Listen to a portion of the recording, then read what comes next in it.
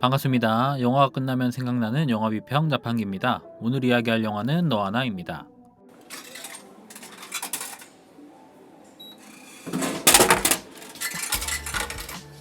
너하나를 본 개인적인 감상으로 시작해봅니다. 영화의 종반부에 이르기까지 이 영화가 진짜 하고 싶은 이야기가 무엇인지 눈치채지 못했습니다.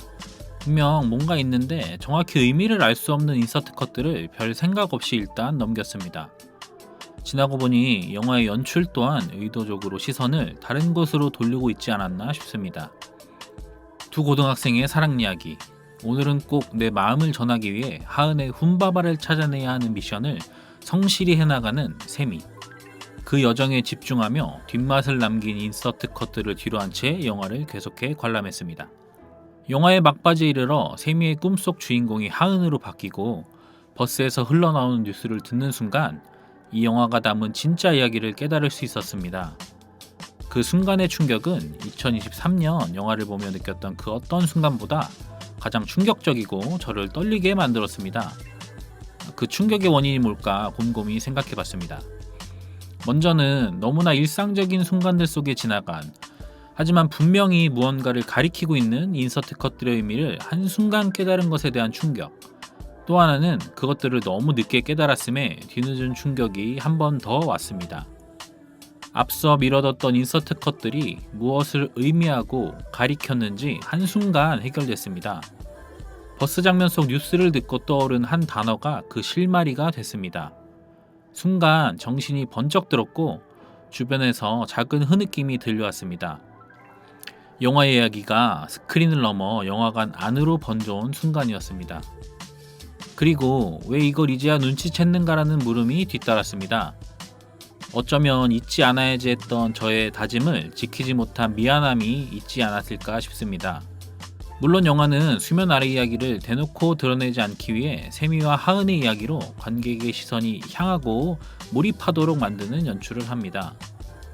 영화 초반 둘의 불안한 관계를 암시하듯 테이블에 반쯤 걸쳐진 물컵, 그리고 이어진 세미의 하은 수학여행 보내기 작전. 하지만 하은의 반응은 미적지근했고 세미의 답답한 마음이 충분히 느껴졌습니다.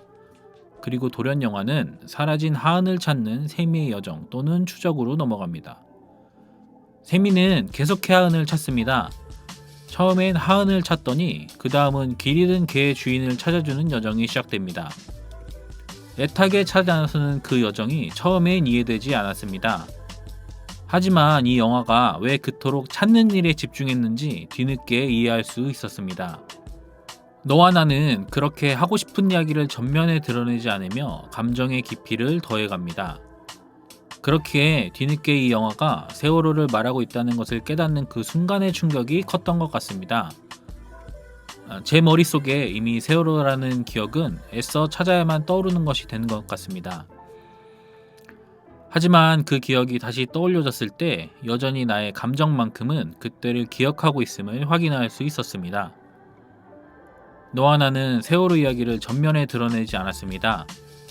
하지만 영화 곳곳에 관련된 이미지와 이야기들을 촘촘하고 반복적으로 보여줍니다. 어쩌면 관객이 그것들을 알아봐 주길 바라는 마음이었을지 모릅니다. 이면의 이야기를 깨닫는 순간 마치 흩어진 구슬을 꿰듯 영화가 다시 구성됩니다. 별 생각 없이 지나갔던 영화의 설정과 장면들이 무엇을 향하는지 읽히기 시작합니다.